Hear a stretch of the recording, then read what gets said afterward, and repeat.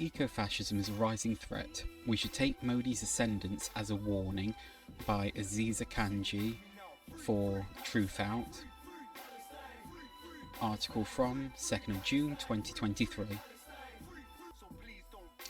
As the walls of global climate apartheid solidify, the barriers to climate refugees intensify, and eco-fascist mass killings multiply, the enduring acceptability of fascist politics is disturbingly apparent in the amazing reincarnation of India's far-right Hindu nationalist, Hindutva, regime on the world stage. Less than 20 years ago, Indian Prime Minister Narendra Modi and company were shunned for their genocidal violence, with Modi barred from even entering the United States and European Union countries for his role presiding over Gujarat's 2002 anti-Muslim pogrom. But now he is celebrated as a supposed environmental luminary as well as a humanitarian and great statesman, a remarkable feat of reality inversion. Latest in this pageant of grotesqueries were the G20 meetings on tourism of all things, hosted by India this May in unlawfully annexed Kashmir and the world's most concentrated military occupation. Delegates discussed the perils of climate change and enjoyed the pleasures of nature tourism in a landscape permeated with torture centres and mass graves. Only 4 countries, China, Saudi Arabia, Turkey and Egypt, boycotted the meetings. In contrast, self-identified human rights paragons such as Canada, the US and the United Kingdom all attended, a damning and shameful display of international complicity. From proto-genocidaire to green guru, far from being a pariah, Modi is currently on a veritable world tour of world leaders, courting India's allyship in the new Cold War with China and Russia. Coming up later this month, a White House bromance session with President Joe Biden to, quote, affirm the deep and close partnership between the United States and India, including in defence, clean energy and space. In 2018, Modi was even recognised by the United Nations as a champion of the Earth, the institution's highest environmental honour, for his promotion of solar energy. Modi has managed to go from being known as the Butcher of Gujarat to a champion of the Earth in less than 2 decades. What an unbelievable transformation, especially given the UN's own reports simultaneously documenting India's targeting of environmental activists. According to the Modi government's own figures, it has curtailed the operations of more than 19,000 non-governmental organisations since 2014, including well-known environmental and human rights groups. Similarly, in 2019, the Gates Foundation presented Modi with its Global Goalkeeper Award for his public sanitation and anti-pollution Clean Motherland Swachh Bharat campaign. That same day, 2 Dalit children, formerly classified as quote-unquote untouchables, were beaten to death under the mantle of this same campaign for relieving themselves in a field. Hindutva's green facade has been further burnished by former UN Environment Programme head Eric Solheim, who in an adulatory op-ed in February anointed India as the country to follow this year. Absurdly, Solheim applauds Modi for drawing an appealing national story in which all feel at home, even as massive detention centres are being constructed to contain the millions of Muslims and other undesirables, including people living in poverty, indigenous Adivasis and Dalits, to be ejected from Indian citizenship under the National Register of Citizens and Citizenship Amendment Act. It is an interesting note for how Modi tries to portray himself, as he simultaneously tries to be placed as a figure in 3 camps.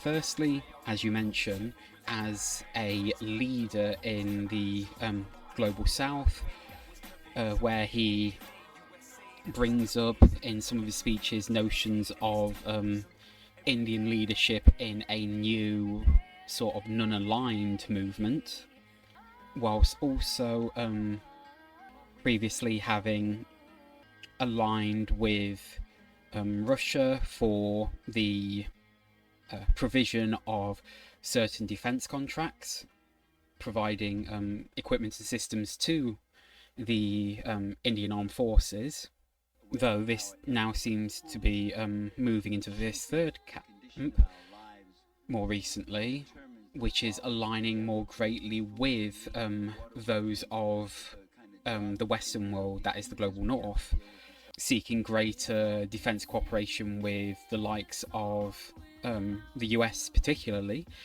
in a new push against China's geopolitical ambitions, which very much clash with various ambitions India has. You can see this most concisely in the various border disputes between India and China, including new disagreements about borderlines which haven't previously been areas of dispute. See China's occupation of, I'm not sure what you'd call it, but basically one sort of regional area of Nepal, which helps position Chinese military capabilities closer to the choke point, linking the main body of India with its easternmost provinces. So yes, it's Modi, I suppose what you could describe it best as is playing realpolitik. So, you know, being very pragmatic in whatever actions one takes so as to achieve the best outcomes for the desired target group, whether that be at differing levels, the concern to Modi being Hindus within India, the party of the BJP, or India as polity. In the 1930s and 40s, Hindutva's founding ideologues V.D. Savarkar and M.S. Golwalkar extolled Adolf Hitler and Benito Mussolini for manifesting national pride at its highest and providing a good lesson for us in Hindustan to learn and profit by. Now Solheim in turn extols Modi for igniting a new self-awareness and pride in India, from which European leaders can learn a lot. European fascists inspire Hindutvas, who inspire Europeans, a perfectly vicious circle. Incredibly, the exaltation of Modi as a green guru persists despite his piloting of India to ever-plummeting rankings on the Environmental Performance Index, currently 180th out of 180 countries, down from 150th, calculated by Yale and Columbia universities. This is not merely eco-hypocrisy, but eco-fascism, the use of environmentalism to advance supremacist and genocidal ends. Environmentalism, according to fascism. Nazism, too, boasted a highly advanced ecological program, complete with an organic herb garden at Dachau death camp, plans for air pollution monitoring at Auschwitz, and laws to ensure the racial purity of plants. As explained by Holocaust architect Heinrich Himmler, we Germans are the only people in the world who have a decent attitude towards animals. We'll also assume a decent attitude towards these human animals, obscenely portraying the Nazi enterprise as an ecologically enlightened and quote-unquote humane genocide. The father of modern zoology, Konrad Lorenz, was a member of the Nazi Party, yet was still awarded a Nobel Prize in 1973. Meanwhile, the father of conservation, American Aldo Leopold, travelled from the US to Germany to learn from Nazi forestry. His co-father of conservation, Madison Grant, also helped birth the US's eugenics movement and wrote The Passing of the Great Race, the book that Hitler acclaimed as his Bible. Now, in the gospel of environmentalism a la Modi, cleaning the homeland becomes a cleansing the homeland, accomplished via mass evictions, systematic mosque demolitions and Dalit persecution. Animal welfare protection translates into cow vigilantism, lynchings of Muslims and Dalits for allegedly violating Hinduism's sacred animal.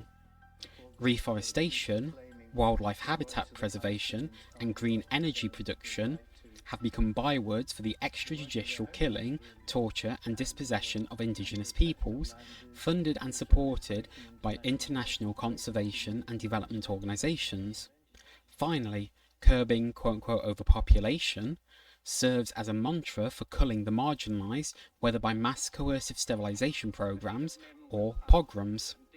For instance, during the Gujarat massacres, majoritarian mobs severed Muslim women's breasts and vaginas and cut the fetuses from their wombs.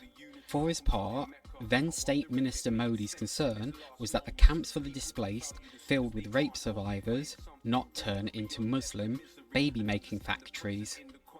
Incidentally, this is the same Modi who claimed in his 2019 propagandistic special guest appearance on the Discovery Channel show Man vs. Wild that his beliefs don't allow him to kill. The very site where Modi launched his flagship Lifestyle for Environment initiative in October, standing alongside the UN Secretary General at Gujarat's so-called Statue of Unity, is a monument to state atrocity. It faces the infamous Sardar Sarovar Dam, for the sake of which as many as 500,000 people were cast out and immiserated, while another 5,000 Adivasis were removed to clear the ground around the statue itself. It is the tallest statue in the world, built to overlook the scene of one of the largest mass industrial expulsions in the world. The sadism of this is only compounded by naming this a tribute to unity.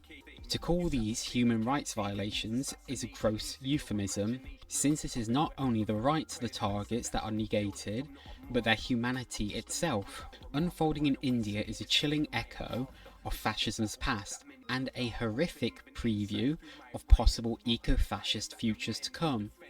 Dissecting it provides a vital anatomy of the workings of genocidal ethno-nationalism in an age of climate apocalypticism. 7 habits of highly effective eco-fascists. 1. Mythologize a glorious past to be restored.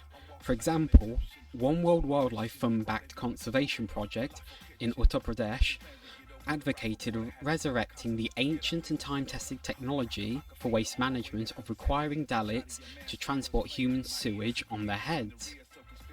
2. Produce an enemy to be purged. When Hindutva political leaders refer to Muslims as pollution, viruses, termites and various other biohazards, extermination becomes a logical quote-unquote solution, as under Nazism, in which Jews were characterised as parasites and weeds. 3. Depict those marked for elimination as aggressors. The function of Muslims as an all-purpose enemy is increasingly useful for deflecting attention away from the government policies as the not-so-natural disasters mount. Poorly managed monsoon deluges are blamed on a fictitious Muslim quote-unquote flood jihad. Uncontrolled COVID outbreaks on an equally concocted Muslim quote-unquote spit jihad. Muslims having houses, marrying Hindus and having children are quote-unquote land jihad, love jihad and population jihad. All fascisms are based not only on prejudice, but also a complete unreason in the sense that no amount of evidence can possibly shake off such prejudice. As the prominent Indian economist Prabhat Patnaik remarked. 4. Recruit the foot soldiers. This common anti-sense is enforced by the mobilisation of the masses into violence and conspiracism, the feature distinguishing fascism from simple top-down authoritarianism. In 2019, the US-based non-human rights project praised an Indian court's recognition of cows and other non-human animals as legal persons in the state of Haryana, where those on the receiving end of Hindutva cow protection mobs have been forced to eat bovine feces, beaten so badly their livers ruptured and burned to death.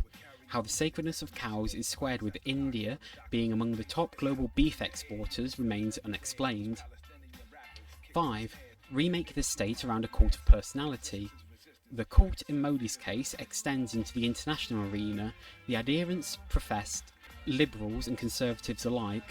In addition to being a champion of the earth and global goalkeeper, Modi is also apparently a global energy and environment leader, according to the Cambridge Energy Research Associates, a global peace contributor, the Sole Peace Prize, the most loved leader around the world, Italian Prime Minister Giorgia Meloni, that is the fascist currently in power in Italy, the boss, like Bruce Springsteen, according to Australian Prime Minister Anthony Albanese, a great guy doing a terrific job, according to former President Donald Trump, and so on. 6. Present mass violence as benevolence. According to India's Housing and Land Rights Network, environmental protection is now the government's most common rationalisation for its large-scale evictions, which total more than 500 people per day.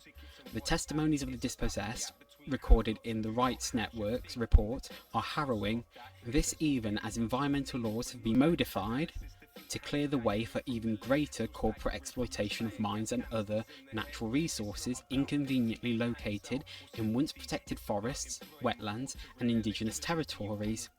Beneficiaries of this merger of state and corporate power, said to have been Mussolini's definition of fascism, include regime cronies like coal profiteer Gautam Adani, head of the Adani Green Energy Limited, also implicated by a UN fact-finding mission for complicity in Myanmar's genocide of the Rohingya. 7. Eradicate resistance. Predictably, it is the organisations and activists opposing these exercises in ecocide and sociocide who are labelled the eco-fascists and terrorists, whether they be gun-toting or pen-wielding, in Modi's words. The equation of pens with guns guarantees a constant supply of quote-unquote threats to be destroyed, fascism's essential resource. Of course, as self-proclaimed masters of propaganda, Modi et al. Know how powerful words can be. Resisting versus colluding in eco-fascist conquest of the earth. In the estimation of eminent Dalit scholar Anand Tautumdi, apologise for my inevitable mispronunciation of the surname there, who was finally released in November after 2.5 years pre-trial incarceration under the Unlawful Activities Prevention Act, the Hindutva variant of fascism may prove to be even more dangerous than Nazism. Indeed, as the great historian of India Tanika Sarkar has pointed out, whereas Nazi power lasted 12 years, the Hindu right has been pursuing knowledge production and dissemination for 93, now 97 years. And yet, despite this being one of the world's longest and now largest fascist projects, its ascent into power has not only been permitted but praised, with Hindutva fated and abetted by international greenwashing and consciously overlooked in Eurocentric anti-fascist theorising. For instance, Rutledge's 2020 analogy on the far right and the environment comprises 3 separate sections on different regions of Europe, but not even a single chapter on India, due to unspecified pragmatic reasons. The non-white wretched of the earth continue to be treated as disposable sacrificial subjects in the colonial gaze.